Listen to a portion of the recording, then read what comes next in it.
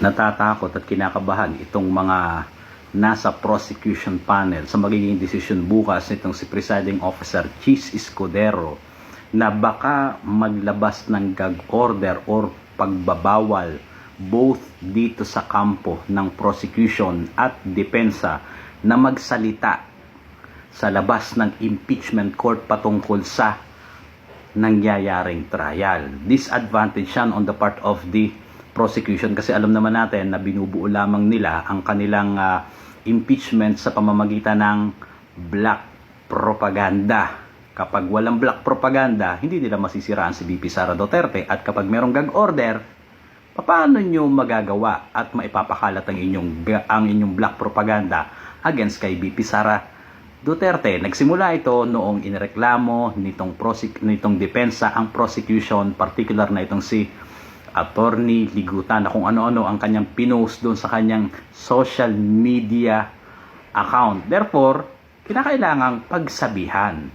Pero pwede naman sanang i-reprimand na lamang itong si Attorney Ligutan kasi isang partido lang naman o kampo ang nagrereklamo, itong depensa. However, itong prosecution kumagat doon sa pain ni VP Sara Duterte. Ano ba yung pain ni VP Sara Duterte?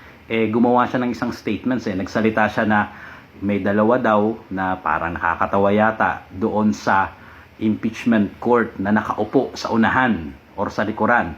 Itong si Chis Escudero at si Win Gatchalian, at sinabi pa niya na bendalo lang naman yung impeachment trial na yan. So, pati itong prosecution, ang sabi nila kung kami lumalabag sa sub judice rule, ano pa kaya si VP Sara Duterte? And therefore, pareho sila na merong reklamo sa isa't isa. Kaya dapat lamang na pagbawalan na sila na magsalita. At ang reaction naman ngayon nitong mga pingkiyawa, kung makikita ninyo sa mga comment section, galit sila kay Chis Escudero. Dapat daw ay tanggalin na dyan si Chis Escudero. Akala ko ba nung una paninindigan ninyo yan na si Chis Escudero ang presiding officer, dahil kontrang-kontra nga kayo doon sa magkapatid na Cayetano, dahil yung magkapatid na Cayetano, si Alan Peter at si Pia Cayetano, kine-question nila ang authority nitong si Chis Escudero. Tama? Ang sinasabi nyo pa kay Alan Peter Cayetano at kay Pia Cayetano pakitang gilas, kawatano.